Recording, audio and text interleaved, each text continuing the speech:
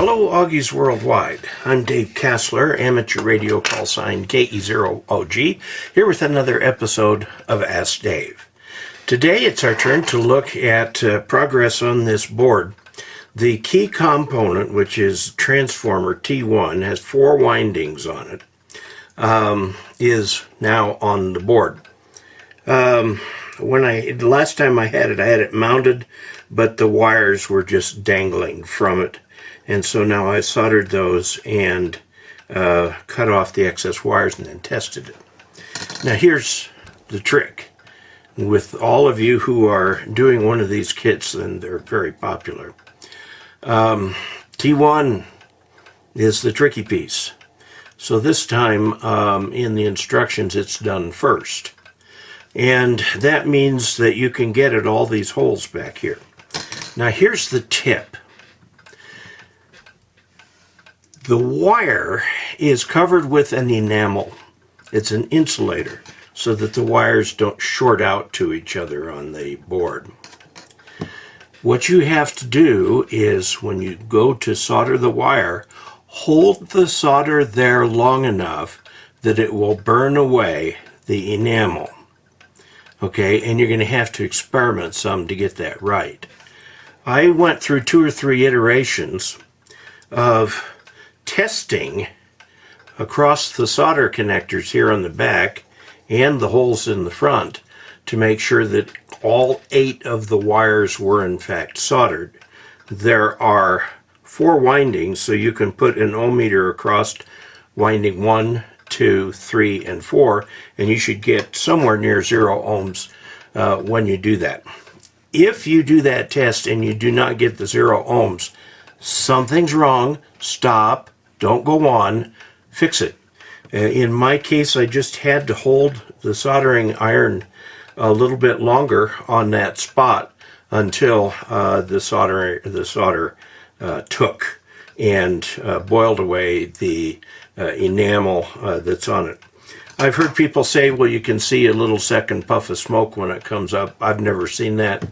I think you just have to do it until it actually got all this microphone here and it's not connected until you actually have it there. So that's our video for today. Just a very quick little look at the kit. Next time I'm going to put on a whole bunch of components and I'll show you where we are on that.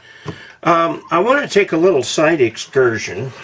Let's see where I put my side excursion. It's right here. This is an airplane tachometer. Looks just like any other tachometer. It's an airplane tachometer.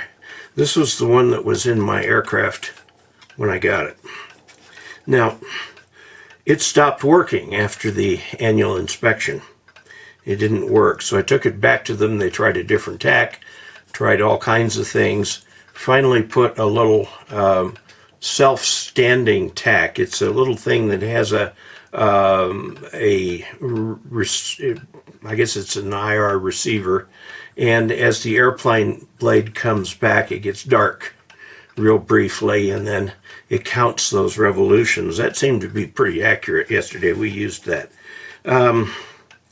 I took this tach home and read up on how tachs are wired, especially this one right here. And I took my signal generator and my oscilloscope and the power supply, and I applied the 12 volts across these 2 leads, and then from the signal generator I applied both pulses and a sine wave to it.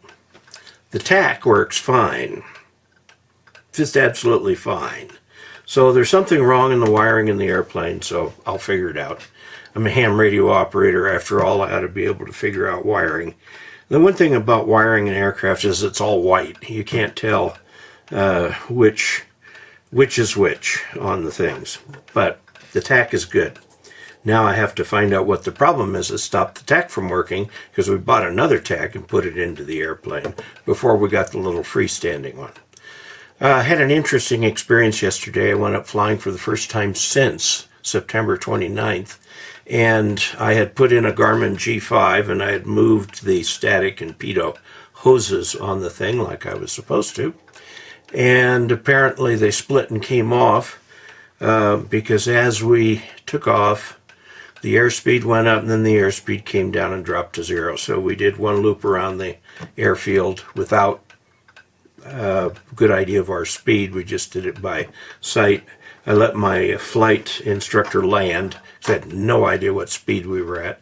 And we took up most of the runway landing, but we got down absolutely safely. They found the problem. They are repairing the tubing. So there we go.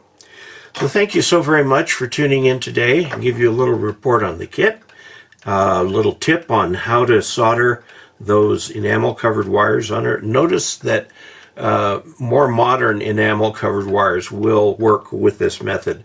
The older enamel covered wires, like from 20 or 30 years ago, you actually have to take some sandpaper and scrape the enamel off of it, or use the edge of an X-Acto knife and kind of scrape it off. All right, I think that covers everything.